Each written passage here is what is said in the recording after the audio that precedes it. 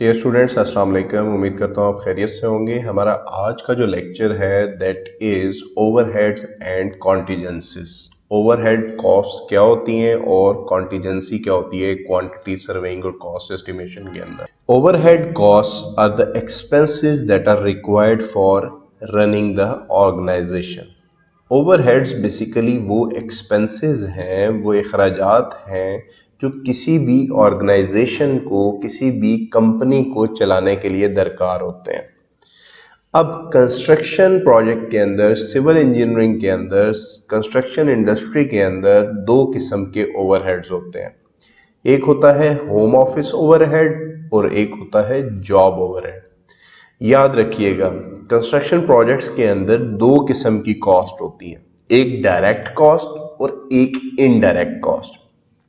Direct cost वो होती है जो एक्चुअली किसी प्रोजेक्ट को एग्जीक्यूट करने के लिए जो भी अखराजात आते हैं ना, वो डायरेक्ट कॉस्ट में आते हैं। इनडायरेक्ट कॉस्ट के अंदर वो अखराजात, वो एक्सपेंसेस जो कंपनी को रन करने के लिए आते हैं, वो इनडायरेक्ट कॉस्ट में आते हैं। अब यही कॉन्सेप्ट है होम ऑफिस ओवरहेड का और जॉब ओवरहेड का। होम ऑफिस ओवरहेड जो कॉस्ट है ये आपकी इनडायरेक्ट कॉस्ट है और जो जॉब ओवरहेड है ये आपकी डायरेक्ट कॉस्ट है। होम ऑफिस ओवरहेड कौन सी कॉस्ट है? ये आपकी वो कॉस्ट है जिसको जो जो जो वो अखराजात हैं जो कंस्ट्रक्शन कंपनी को चलाने के लिए दरकार होते हैं। ठीक है, items that can not be readily charge to any one project but represent the cost of operating the construction company. के कंपनी को चलाना है आपने, उसके लिए एक्सपेंसेस जो दरकार है, ये एक कंपनी के किसी एक स्पेसिफिक प्रोजेक्ट की कॉस्ट नहीं है बल्कि ओवरऑल कंपनी को रन करने की कॉस्ट है। इसको होम ऑफिस ओवरहेड कहा जाता है। इसी तरह अब उस कंपनी के अंडर मुख्तलिफ प्रोजेक्ट्स होंगे। एक प्रोजेक्ट मीरपुर के अंदर एग्जीक्यूट हो रहा होगा, एक कोटली के अंदर एग्जीक्यूट हो रहा होगा, एक रावलाकोट के अंदर एग्जीक्यूट हो रहा होगा। अब मीरपुर के अंदर जो प्रोजेक्ट एग्जीक्यूट हो रहा है, उस प्रोजेक्ट पे काम करने का जो एक्सपेंस है that is the job overhead of that project. ठीक है, तो overhead expenses resulting in executing a specific project. एक स्पेसिफिक प्रोजेक्ट जो है उसको एग्जीक्यूट करने के लिए जो कॉस्ट इनकर होगी दैट इज जॉब ओवरहेड, और इसको डायरेक्ट कॉस्ट भी कहा जाता है। होम ऑफिस ओवरहेड को क्या कहा जाता है? जनरल ओवरहेड भी कहा जाता है और इनडायरेक्ट ओवरहेड भी कहा जाता है। इनडायरेक्ट क्यों? क्योंकि ये डायरेक्टली किसी प्रोजेक्ट की एग्जीक्यूशन की कॉस्ट नहीं है, ये ओवरऑल कंपनी को रन करने की कॉस्ट है। तो होम ऑफिस ओवरहेड को किन और नामों से जाना जाता है? जनरल ओवरहेड और इनडायरेक्ट ओवरहेड कॉस्ट। अब इसमें मुख्तलिफ चीजें हो सकती हैं।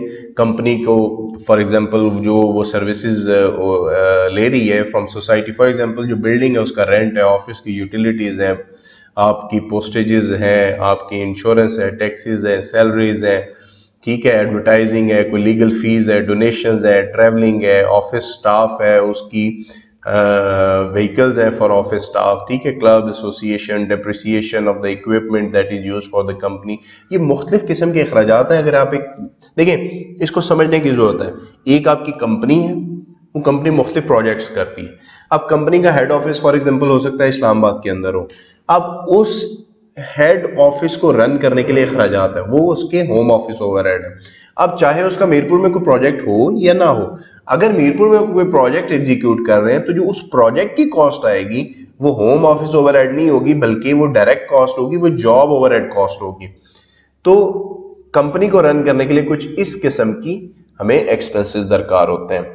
अब एक हमारे सामने है anticipated home office cost for the fiscal year, कि एक माली साल के अंदर हमें इतने डॉलर्स जो है वो एंटिसिपेट कर रहे हैं हम कि हमारा जो होम ऑफिस ओवरहेड यानी कंपनी को रन करने के लिए इतना एक्सपेंस चाहिए हमें, और हमारा जो एंटिसिपेटेड सेल्स वॉल्यूम है माली साल का, यानी कि हमने जो अर्न करना है, जो हमने बिजनेस करना है, वो यहाँ पे दिया गया है। एक हमारा एक्सपेंस है होम ऑफिस की मद में और एक हमारी इनकम है, टोटल इनकम।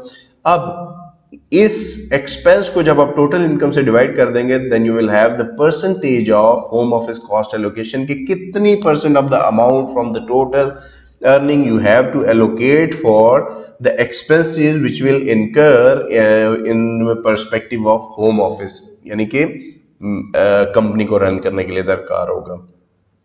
अब जॉब ओवरहेड की बात आती है, तो जॉब ओवरहेड मैंने आपको बताया कि स्पेसिफिकली किसी प्रोजेक्ट को एग्जीक्यूट करने के लिए उस प्रोजेक्ट में जो चीजें दरकार होंगी, उस प्रोजेक्ट को स्पेसिफिकली एग्जीक्यूट करने के लिए जो एक्सपेंसेस इनकर होंगे वो जॉब ओवरहेड होंगे और उनको डायरेक्ट कॉस्ट भी कहा जाता है।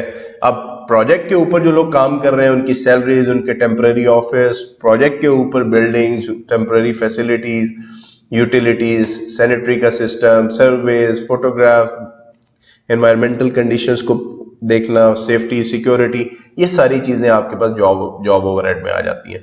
तो आप समझ गए होंगे कि होम ऑफिस ओवरहेड हमारी इनडायरेक्ट कॉस्ट है और जो जॉब ओवरहेड है वो हमारी डायरेक्ट कॉस्ट है। तो difference between home office overhead अगर आपसे पूछा जाए तो क्या होगा और जॉब ओवरहेड के दरमियान, तो डिफरेंस यही है कि home office overhead general expenses हैं टू रन अ कंपनी, और जो जॉब ओवरहेड है those are the expenses which are spent particularly for a specific project. एक स्पेसिफिक प्रोजेक्ट को एग्जीक्यूट करने के लिए जो भी रिलेटेड एक्सपेंसेस होंगे वो हमारे जॉब ओवरहेड में आएंगे और इनको डायरेक्ट कॉस्ट भी कहा जाता है। Schedule is needed to determine job overhead process. देखिए, एक प्रोजेक्ट है, उस पे जॉब ओवरहेड एक्सपेंसेस कितने होंगे, यानी कि आपकी उस स्पेसिफिक प्रोजेक्ट की एग्जीक्यूशन में कितना खर्चा आएगा। तो सबसे पहले आपको प्रोजेक्ट में पता करना पड़ेगा उसमें कौन कौन सी एक्टिविटीज शामिल है, कौन सी एक्टिविटी कब शुरू होगी, कब खत्म होगी, उसकी ड्यूरेशन कितनी है, उसमें आपको क्या रिसोर्सेज रिक्वायर्ड है। ये सारी चीजें आपको जब पता चल जाएंगी तभी आप इस काबिल होंगे कि आप जॉब ओवरहेड को कैलकुलेट कर सकते हैं। फिर आता है जी कॉन्टीजेंसीज। कॉन्टीजेंसी कॉस्ट, देखें जब आप डिटेल्ड एस्टिमेट तैयार कर रहे होते हैं तो बहुत सी चीजें हैं जो आप मिस कर सकते हैं।